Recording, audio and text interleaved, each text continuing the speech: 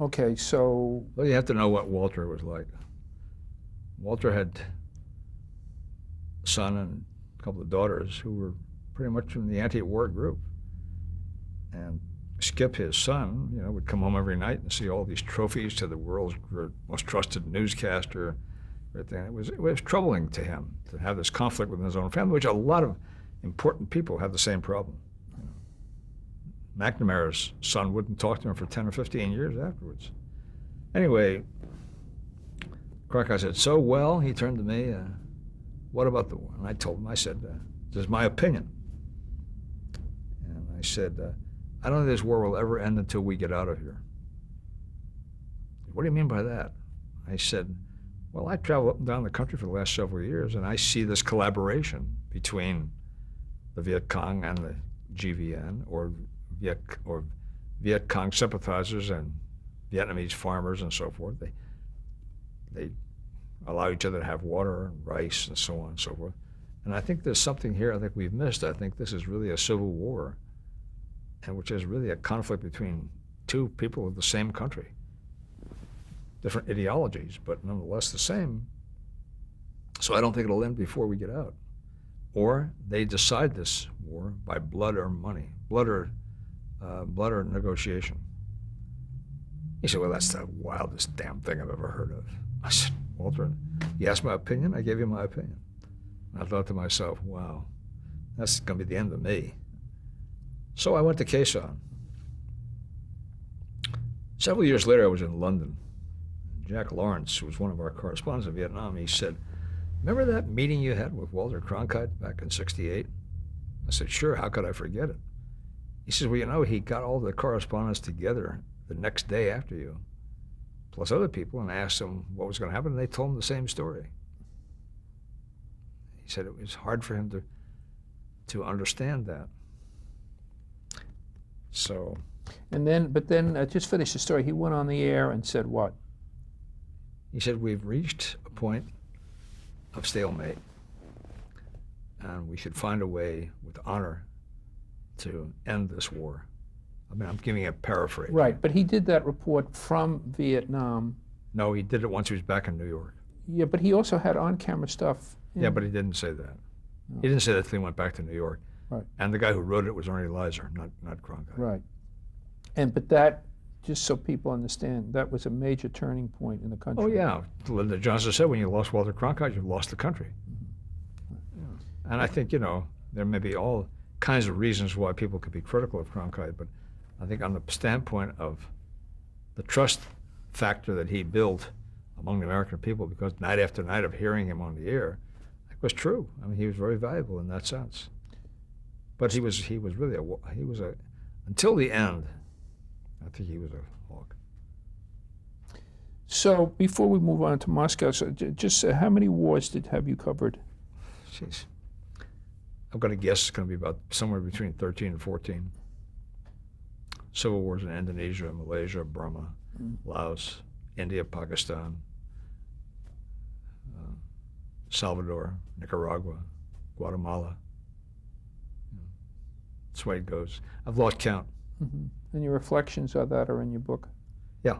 Mm-hmm. Which I say, I covered 14 wars or something like that. I said not one of them was worth anything.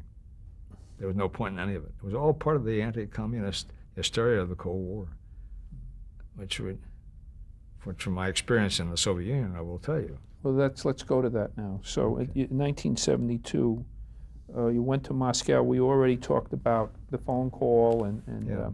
So what we know how it came about, and just to set the stage, what was the relationship between the United States and Russia at that point? It was the midst of the Cold War. There was hostility, but there was to come eventually some negotiations that softened the relationship. But until then, it was still pretty intense. And you were remember, I got there in '72. In '73, you had the Yom Kippur War between Israel and the Arab states, in which the Russians felt the United States had betrayed them by supporting Israel. So there was tension all the time. And your wife and children were there. Oh yeah, they came there, and I tell you, we studied a little bit of Russian. And my kids studied a little bit of Russian, and one of my first experiences was taking my son and daughter by their hands and walking them into a Russian school, past the statue of Lenin, singing the Internationale. When I think about it, it's just wild. And my kids were wonderful. They were young, they were fertile brains, and how old were they at that point, approximately? my daughter must have been 6 or 7. My son was about 4. And then one of the teachers one day, they had learned a few Russian phrases back in Chicago, with the teacher's aide of the instructor that I had, and she was teaching them Russian phrases by using a Sesame Street's book. And there's one page of these sinister 6 or 7 guys she was teaching them how to conjugate by looking at these sinister guys, and she described them as Amerikanski Spion, American spies. And sure enough, one day in class, the teacher is referring to me as an Amerikanski Spion, American spy. And all the kids, who until then had been friendly with our kids, got very uptight and wouldn't play with them, and the kids would come home crying. And I told Hedrick Smith of the New York Times this. He was my neighbor. I said, Rick, he says, I said, it must have been something misunderstood. I said, well, I'm just telling you it happened. So sure enough, the next day his kids came home and said the same thing. And that's when we all decided to take our kids and put them in the international school. Did you feel in jeopardy there ever? Never felt in jeopardy, but I'll tell you, it's a strange, imperceptible suspicion and feeling you had when you know you're being watched. We knew our phone was bugged. We knew we had our militiaman outside the building. We knew our driver's licenses were different than anybody else's. I mean, Russian license plates were white with black letters. Foreigners were black license plate with white letters. And on our license plate it said K-04. K for correspondent, 04 for American. So every time we drove our car anyplace, there were militiamen on every street corner, and they would telephone ahead, here comes the American, here comes the American. Now, if we had a driver with a separate car, but he also had the same license plate, so wherever we went, we were tracked. And what kind of, what kind of access did you have there? How does one go about reporting in a communist country? Well, you report the country by reporting the shadows, by talking to dissidents, by talking to people who will talk to you. And those are largely dissidents, or in that case, the Soviet Jews who were trying to get out of the country. You had snippets of conversation with Russians who understood a little bit of English. You'd talk to people in the think tanks, Russian, Soviet think tanks, who were feeding you the party line. But the dissidents, were those conversations secretive, and how? Well, sure. I mean, if you're asking me if they were broadcast, no, they were not broadcast. Actually, they were recorded. No, they were not recorded. You couldn't put their lives in jeopardy because of a little 2-minute story I might get on the air. And as a matter of fact, the problem with my coverage of the Soviet Union nearly 3 years is I did mostly radio because I had to rely on the Soviets to provide a cameraman and a sound man for me. And the only way you could get that cameraman and sound was to write a letter ahead of time for a story that you wanted to do. So if there was a breaking story, you couldn't get it like snapping your fingers. So, but when you met with these people secretly, how did you do that if you were being watched all the time? You just found ways to which to work it out at night, pre-arrangement. One night we had 2 Soviets. We picked them up, had them lay down in the car in the back seat so that nobody could see them. We brought them into the compound and then took them up to the apartment to eat. But most of the time we went out to their homes and tried to do the best we could to cover our tracks. Mm-hmm. But you were being followed, no? It wasn't that obvious. I see. Mm-hmm. Mm-hmm. But it was compelling and we developed friendships with a lot of these people. And you covered Brezhnev was, Yeah. yeah, and what, did you meet him? Yeah, we had a, on his visit to the United States in '73, we had a, we were all trying to get to see him before he left for Washington and San Clemente. And finally, they all agreed that he would have a news conference for all the correspondents. So we showed up, and I took a tape recorder, fortunately, to do a radio recording, and took it, and I got to a seat which was just immediately opposite where he was going to sit down. And I put the microphone right under his, almost worked under his mouth. He sat down. We had Soviet cameramen, but in only the bizarre ways that the Russians work. When we got into the Kremlin and then we got into this conference room where Brezhnev was going to be, I see our cameraman operating two totally different sound cameras. He was going to shoot both of them at the same time. With that, this is just going to be a disaster. And at the point where he was asked about Watergate by an NBC correspondent, I turned over in the back and I saw my camera being unloaded, changing the film. So he wasn't getting it. I thought, oh my God. And I really was angry. It was almost like a plot, you know. Fortunately, I recorded everything on a tape recorder. And finally, the thing was over, and he showed us the hotline. He talked about relationships. He was very general things, you know. And I got out of the Kremlin, and I called New York, and I said, look, here's what's happened.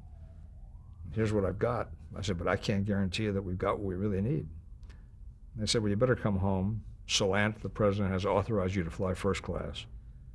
In those days, you had to get approval of the president to fly first class. And so I took a plane the next day and flew back to New York. And of course, once we were in the editing room, these people don't know what's been going on. They're all screaming at me, you know, why the hell could I do this? What's wrong? Why? I said, look, I did what I could under the circumstances I had. So we took the silent footage we had, and we used my audio tape, which was good, and it was kind of a lip sync. We played that. We salvaged. It wasn't a terribly newsworthy news conference to begin with.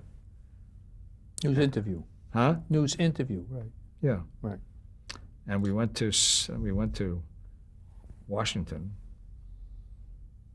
and I got a call that afternoon from a man who since has become known as the Prince of Darkness, Richard Pearl, who was then working for Henry Scoop Jackson, the senator. He said, we've been listening to your broadcast from Moscow, and the senator would like to talk to you. I said, well, I don't have how much time. You're going to be here 2 days before we go to the West Coast.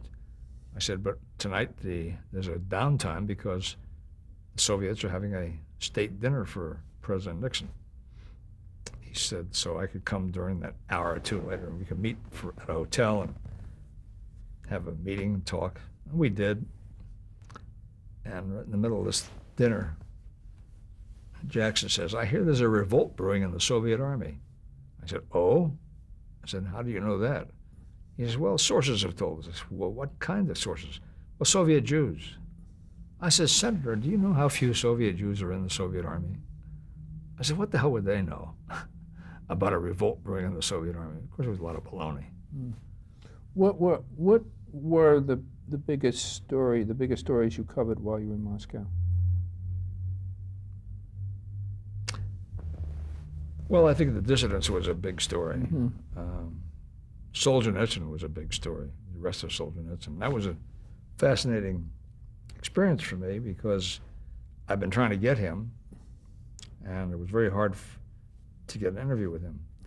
But one night, Seymour Topping, the managing editor of the New York Times, was in Moscow with his wife, and his wife's sister was the wife of the Norwegian ambassador. And they invited us for dinner. Among the other people they invited was a Scandinavian journalist who had a lot of good contacts with Solzhenitsyn. And we were sitting there, and he said to me, the man wants to see you. I see, you meaning A.S.? Alexander Solzhenitsyn. Yeah. I said, what do you mean he wants to see me? He wanted to do an interview. So the next day, I got a hold of Eric Demoni of BBC, whose fluency was quite good. I said, Alex, I said, we'll make a deal. You know, my Russian is so-so. I'm not good enough, I think, for a really clear interview. I said, we'll share the interview with you if you come with me and act as our interpreter, which he did. So preparations were being made, and it was the time of the Middle East Peace Conference in Geneva in December of '73. I think it was December '73. I may have the date off a little bit. And I said, I think I should come out and talk to you about your coverage. He said, we don't need you for your coverage. I said, I think you should let me come out and talk to you about coverage. So they finally admitted, okay, come on out. So I went to Geneva, and I told them what we had. And they said, great, let's get it. I said, well, I have to make a special coat with pockets where I can put the film in my pockets, or otherwise I can't walk in the street with film in my pockets. And the camera has to be hidden too. So we made special coats made. I go back to, I mean, this is just crazy. Went back to Moscow, and I had the measurements on the film cans, and I knew I could put the film in these pockets. And we didn't know how soon we were going to have the interview. And so myself and another Reuters correspondent, we walked over to Solzhenitsyn's apartment, which was about 5 or 6 blocks away from where the journalist lived. And I knocked on the door, and his wife answered it, and she said, oh, he's resting right now. Well, can we see him? Well, no, not right now. Come back tomorrow. But he's fine. So we went back to our apartments. I was frustrated, and when I'm frustrated, I need to do something. So my wife's family are Germans, and they taught me how to make bread, German bread. And I was kneading the dough. And I had my hands up to here in dough, and all of a sudden I got that faint ring on the phone, bring, bring, bring, which usually means it's an overseas call, which probably means CBS. So I couldn't, my wife picked up the phone, handed me the phone. I said, yeah, what's going on? He said, have you got Solzhenitsyn being arrested? I said, no, don't tell me that. And I put the phone down, and I ran through the streets with all this dough in my hand. And I ran to the door, and she says, they took him right after you left. They were following him, you know. See, so you're living in a society where you're followed everywhere you go and mistrusted. And so then the next day, he was deported. And CBS called me, and they said, is your Russian fluent? I said, how could it be? You wouldn't let me study it long enough. And so they hired somebody in Munich, where Solzhenitsyn was, and got a pretty bad interview with Solzhenitsyn. The questions, I mean, Cronkite didn't know anything about it. He'd been in Russia in 1946, you know, but he didn't know anything about Russia. It was kind of a crummy interview. But they paid him $25,000, which I found out later. They paid it to his foundation. To Cronkite's or this man's? Yeah, CBS. Oh. So then you left Moscow, and then you went back to cover the fall of Saigon, the end of the Vietnam War. Yeah, well, I was in Russia, and then, well, it's another story. I was in Moscow, and my tour was kind of running out. And I was in New York. I sent my wife and children to the States so they can go to a summer camp. And Bill Small was a new vice president of CBS News. And we had a dinner together to talk about this. Because he wanted me to come back to the United States. And I said, no, I don't want to do that. I want to stay out overseas. I was hoping I'd get to go to London. And so we had a meeting, and he said, well, why don't you go to Hong Kong? I said, more Vietnam? No, you can cover China. China wasn't open yet, but you can specialize in China. He said, the guys there is insensitive to Asians. I didn't know what that meant. So I said, well, I'll try to get a visa to go to China. Is that all right? He said, yeah. Yes, you won't get one. Nobody gets one. So I went back to the States to say bye to our families, and then I called Marvin Calvin, Washington, and I said, Marvin, how do I get to the Chinese special interest section so I can talk to them about a visa? He said, no, you ought to talk to the Chinese ambassador at the UN. He's the one who's got contacts. So I had Richard C. Hodelet call up, make an appointment with me, and got to New York, and there was the ambassador. He met me. We had a nice chat. He said, what do you want to do in China? I said, well, I'm going to Hong Kong. I said, I'm trying to learn something about Chinese people and China. I've been covering China in a way, in an offhand way, for many years, but I haven't seen it firsthand. She says, okay, well, let me see what I can find out about this. And I figured, well, that's the end of that. So after he came back from the States, I was in Moscow, and there was a reception at the Finnish embassy. And this Chinese guy came up to me. He said, you're Murray Fromson. I said, yes, I am. He says, I am First Secretary at Chinese Embassy.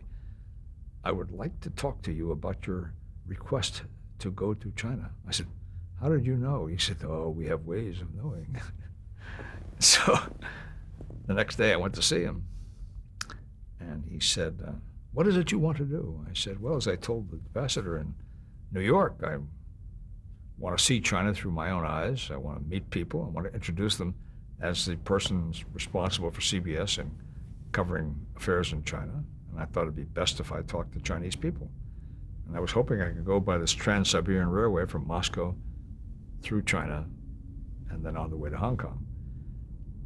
He said, well, leave your passports with us. We will study the matter. So I left the passports of my wife and my kids and myself.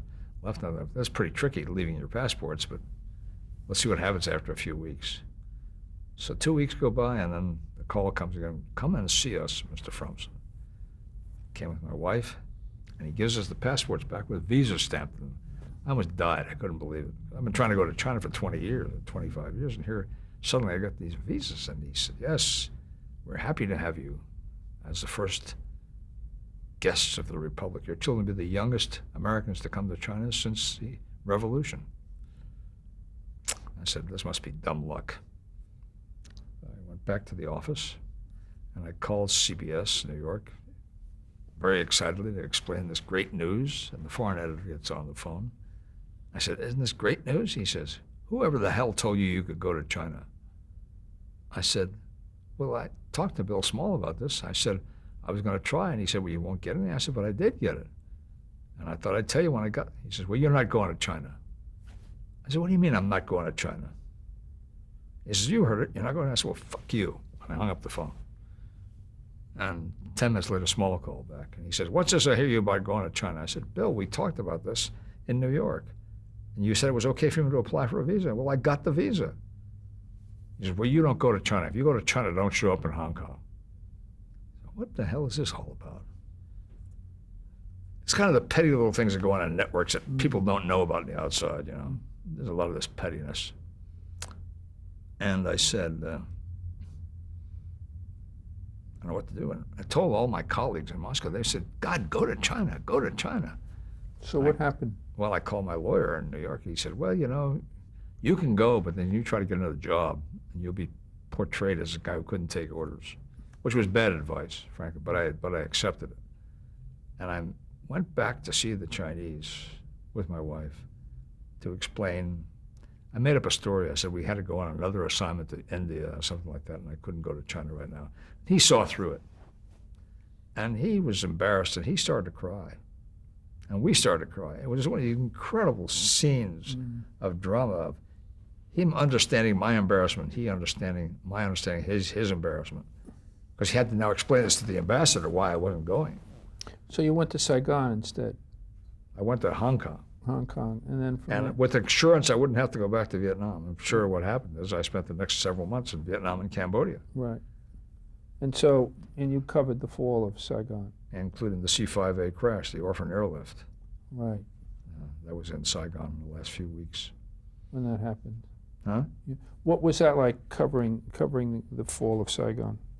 Well, the fall itself came after I had left to go to Bangkok to cover all the Vietnamese who were fleeing, because I did have some knowledge of Thai, and my wife spoke fluent Thai, and I thought we could be helpful there. But in the weeks before the war ended, we were trying to take all these orphans, Vietnamese orphans, out of the country, which was kind of the height of arrogance on our part. Somehow we thought we could save them from a barbaric regime by bringing them to see the virtues of democracy. These kids were 8 months old, a year old, and kind of nonsense that we all fell for, and we did it. And I was trying to get on this plane, trying to get to the plane to film the orphans being sent abroad. And the kids were crying. The plane was warming up. Finally, I said to the crew chief, I said, "How do you get this plane off the ground?" It was a C-5A, huge plane. He said, "We pray a lot." So we got off the plane. I said to the cameraman, "You better shoot the takeoff." He said, "Oh, we shoot takeoffs all the time. They never use it." I said, "Look, shoot it so we can say we've got it." And the plane took off, and I said, "There's something wrong with that plane. The plane's taking the whole runway. It should be off the ground at 7,500 feet. And here it was at 10,000, barely getting off the ground." I didn't know that my wife had volunteered to be a chaperone on that plane.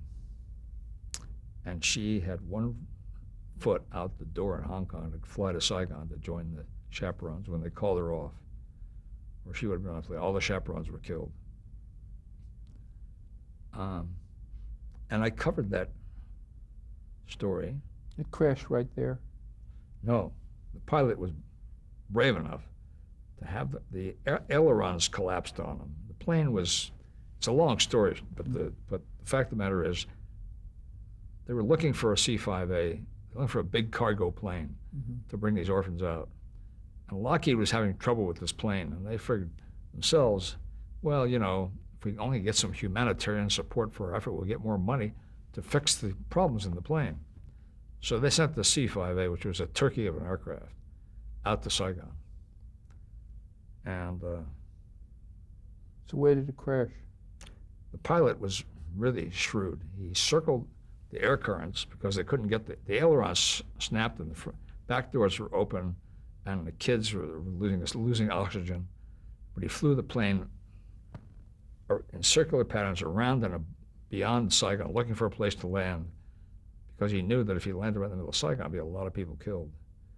So he found a place outside the city, and he brought the plane in, but it hit a dike and then bounced a couple of times and then crashed and broke in a number of pieces. And there were about 200 to 300 people on the plane. About half of them were killed. And when it happened, I was in the office doing a narration about the takeoff originally. And all the Vietnamese were yelling, "Plane crash, plane crash, plane crash." And I said, "C-5A, C-5, yes, C-5A." So we sneaked out, get past NBC and CBS. They didn't have this information yet. And we got into a plane, our cars, and I said, "Let's head for the outskirts of the city, because if we see smoke, we'll know that's where the plane was," which we did. We headed out there, and car got a flat tire, so we had to hitchhike. We hitchhiked with some Vietnamese on mopeds, little mopeds. We drove through a village that was occupied by the Viet Cong, and they were shooting at us. We finally got through there and got up to the area where the site where the plane was, and it was just carnage. It was but the bodies had all been removed by the time we got there, and the site was smoking, wreckage. We got all this film. We were the first ones to get anything out of it. And finally, I knew that CBS knew I was out there at the crash site, so they knew that I knew it was a 5 o'clock or a 6 o'clock plane going from Saigon to Hong Kong. We had to ship the film to transmit it. So I said, "We got to get to Hong Kong somehow. We got to get to Saigon somehow." And I paid a Vietnamese Air Force pilot 10,000 piastres. I just got a whole bunch of money. I just waved at him. And he came down and got us. I got on the helicopter. And I sat next to a headless body. Hmm. And we flew into Saigon to Tan Son Nhut Airport. And I got out, and the other cameramen were there waiting for me to do a narration. We're out. Well, I didn't. Hold on, we're out on that.